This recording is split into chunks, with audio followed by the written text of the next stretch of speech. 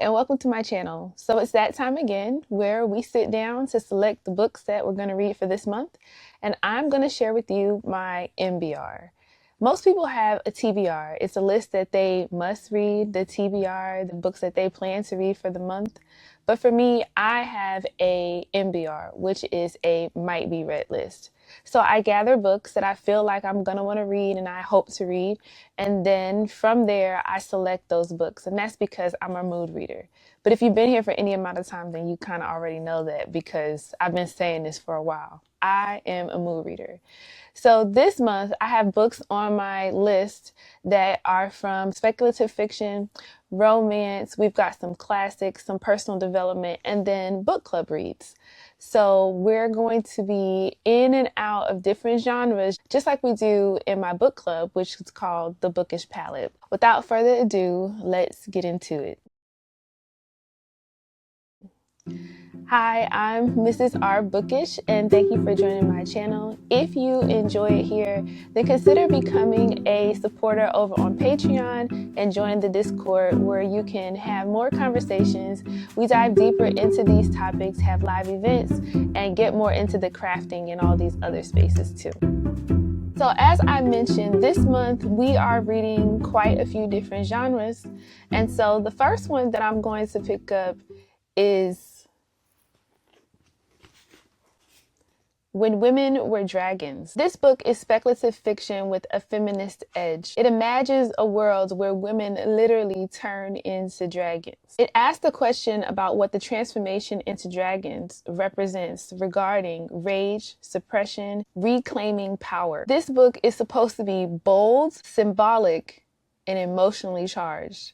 I do want to tell you, I've already started reading the book, and I'm a bit intrigued. I'm looking forward to where we're going. Next is Are You There, God? It's Me, Margaret. This is a classic coming-of-age story that I'm reading with my daughter. It's tender, it's honest, and it's still appropriate for today. It sparks conversation about what it means to go through middle school, to be around friends, to have secrets, to have boundaries, and to be able to observe the world.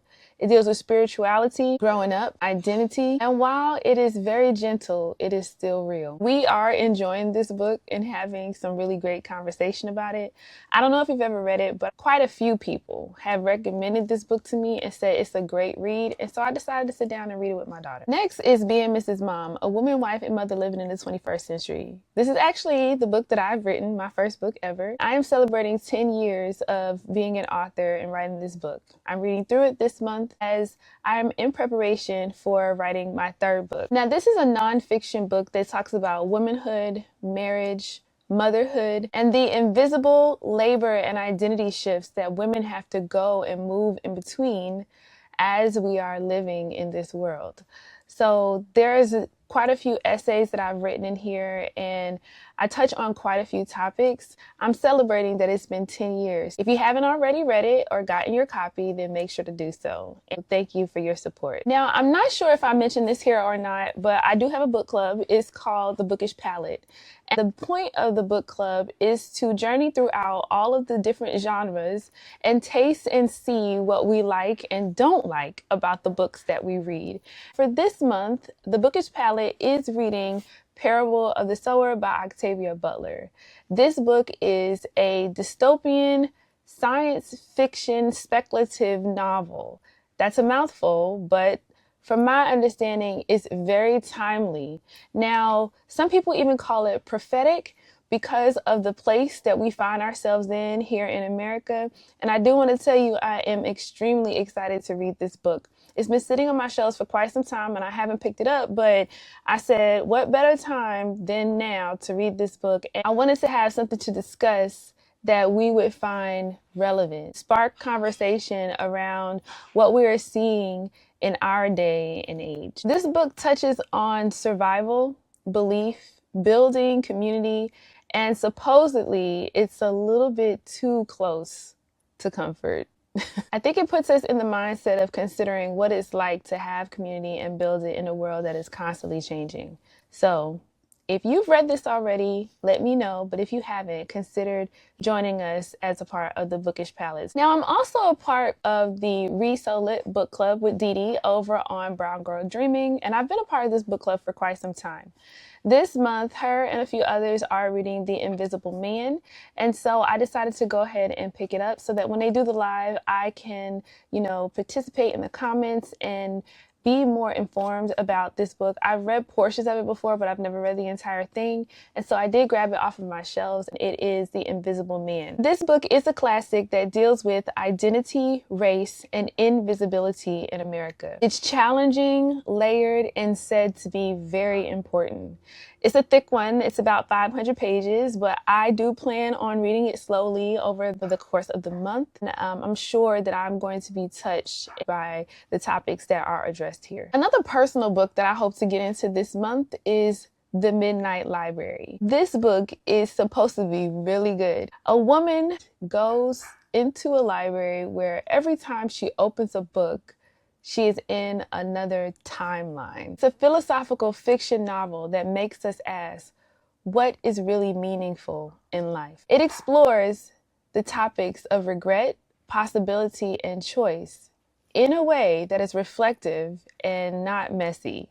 That's what it says. So we're going to dive into this one and see if it's as good as I've heard it is. And I want to see what it makes me think about. Then there is Forget Me Not by Brenda Jackson. She is an African-American romance writer. And in this story, she is happily married and then her husband dies in a car crash. After mourning, her and her friends go on a trip and she runs into someone who is very rugged and looks a lot different, but she knows that this man is her husband.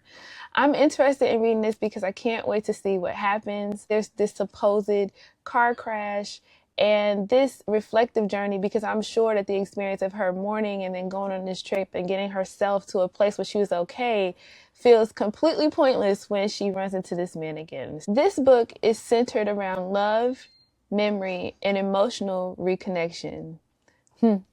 Sounds cozy, but it also sounds like there may be some tears involved. We're going to go on this journey and I'm excited about it. Then there is The Widow by John Grisham. This book explores secrets, perception, and how well we really know the people that are the close to us.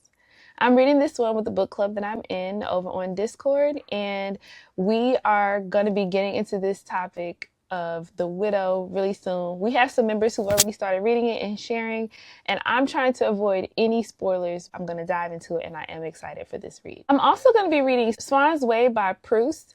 I'm reading this one with the book club that I'm in on Discord, and it is like a 6-month read because there are about 7 novels in this whole compilation. This one focuses on time, reflection, and memory. It is a slow journey that is meant to be savored.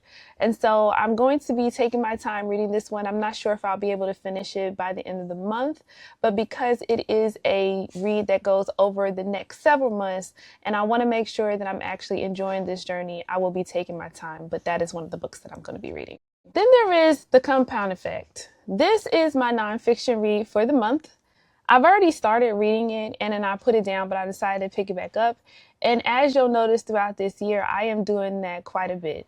There are a lot of books that I've read throughout the years that I just put down. Either I DNF'd them or I got what I needed for the time and then I just left it there. But I've decided to start picking some of these books up again to finish them, to see if I want to keep them on my shelves and to get from them what I believe I need to get. So The Compound Effect is definitely something that I believe I need to read, and so I'm choosing to read it this month. It talks about how small, consistent action adds up to get great results.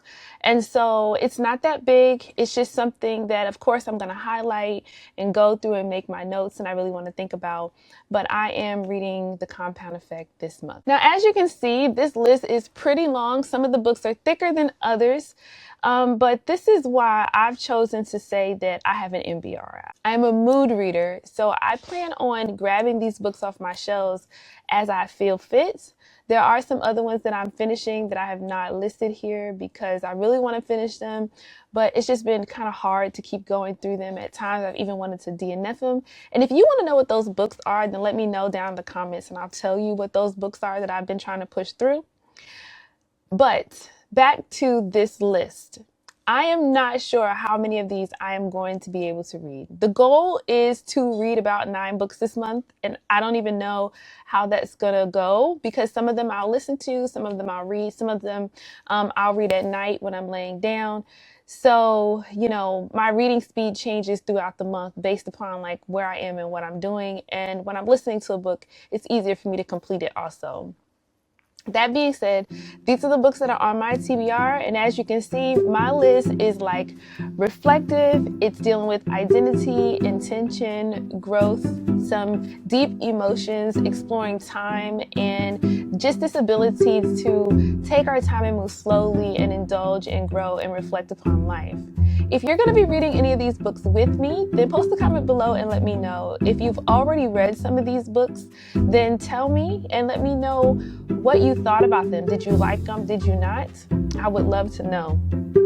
And as someone who is already here and you've already chosen to take a seat and join me on this experience, I would also like to invite you to become a supporter on my Patreon. There you get updates about what's coming up with the book club. Depending upon what level you choose to come in at, you can be a bookish member, a maker member, a VIP, or a tribe member. All of these members gain access to the Discord where we have events, conversation, and tons of activities going on. I am inviting you to come and join as a Patreon supporter and also join our book club, the Bookish Palette. As I mentioned, it is a place where you can come and taste and see how the genres make you feel on your reading experience. I want to thank you so much for coming to join me, for sitting with me to discuss the books that I'll be reading this month. If you have any questions, comments, or concerns, you can post them down below in the comments. Don't forget to like and subscribe. Thank you so much for taking the time to come and sit with me. We'll chat later. Until next time, bye.